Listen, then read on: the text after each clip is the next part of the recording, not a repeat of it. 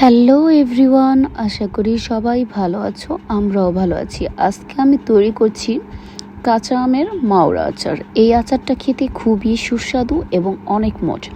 আর প্রথমত আমি এখানে চিনি দিয়ে আচারটাকে বেশ অনেকক্ষণ রেস্টে রেখে দেব। তারপর আচারটা আমি তৈরি করব। তাই ভালো করে মেখে নিচ্ছি যাতে আচারটা ভালো হয়। তারপরে আমি খাঁটি রাঁধুনি সরিষার তেল কড়াইতে দিয়ে দিচ্ছি। আর এটা গরম হয়ে গেলে দেখতে পারবে কি কি দেই।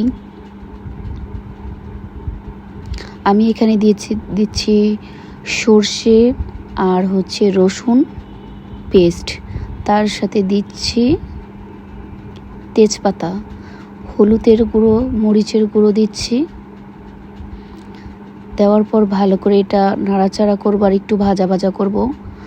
পরে আমি আমগুলো যেগুলো চিনিতে মেখে রেখে দিয়েছিলাম সেই আমগুলো দেব, দেখতেই পাচ্ছ। আর আমগুলো দেওয়া হয়ে গেলে লাড়াচাড়া দিয়ে রাখবো। আর এটা যতক্ষণ পর্যন্ত না হয় ততক্ষণ পর্যন্ত চুলাই থাকবে। আর দেখো এটা বলক এসে পড়েছে। আজকে আমি বেশিক্ষণ জাল দেব না, অল্পই জাল দেব। আর যে পর্যন্ত জালটা ভালো না হয় চুলাই থাকবে। সবাই ভালো থাকবে। আজকের জন্য এই পর্যন্তই।